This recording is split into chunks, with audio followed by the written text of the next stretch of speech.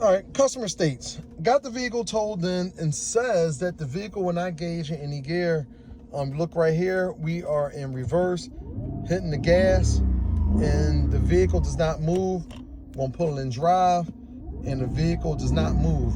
Now, I like to think I know these vehicles. We're gonna go back and park. I like to think I know these vehicles.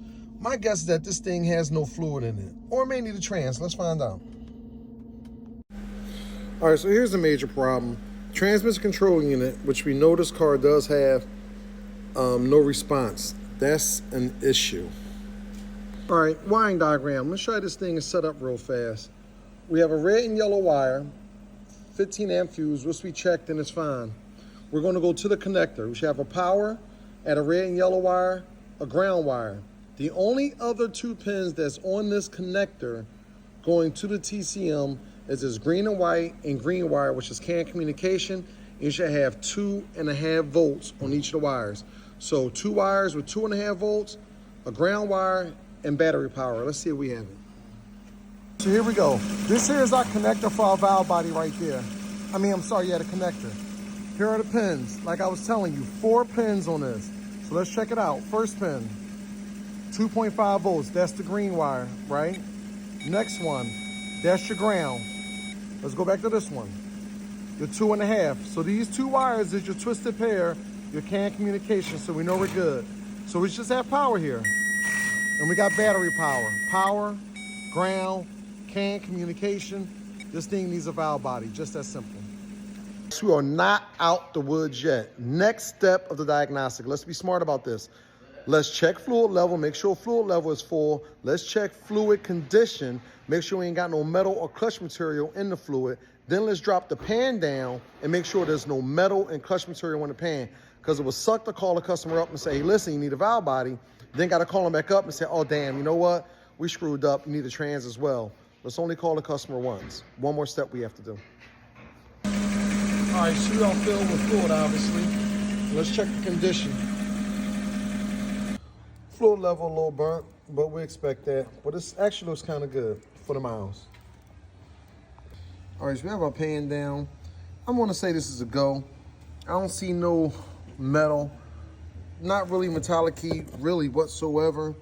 I think we're fine with the mileage on here. We're gonna go off a valve body, and this should take care of this issue. All right, so this is gonna be a go. Transmission internally is good. We're gonna do a valve body and program it, and this should be it. Come back for part 2. All right? All right, welcome back. This is part 2 of the Mercedes S550 that the transmission control module is offline and we have no gear engagement. So we're actually gonna replace the valve body. Okay, prior to doing that, you have a connector that just kind of sits up there, press the tab, take it off. All right, so here we go. Valve body down. Here's the most important part of this job. You got 2 of them. You see this little tube right here? If you do not transfer over that tube and this thing just lifts up and come out, this car will also not shift in the gear. If you come over here, see this unit right here? This slides in and out. If you don't have this slot, I'm gonna go up to the trans picture, so that slot, you gotta have that slot onto this pivot wheel right here. Another very important step. If you miss that, this thing will also not shift. All right, here's our new one. Brand new from the dealership.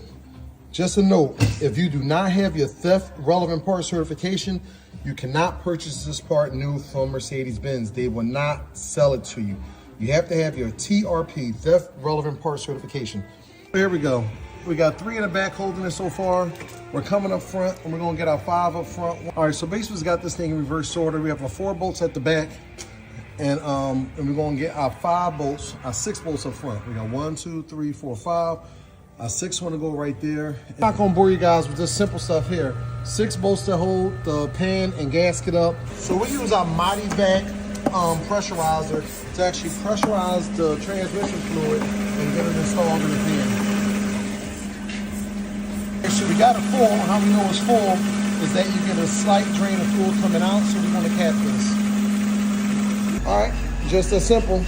We have transmission engagement. All right, look. We're done with this one. Well, we're gonna take it for a quick test drive and see what she does.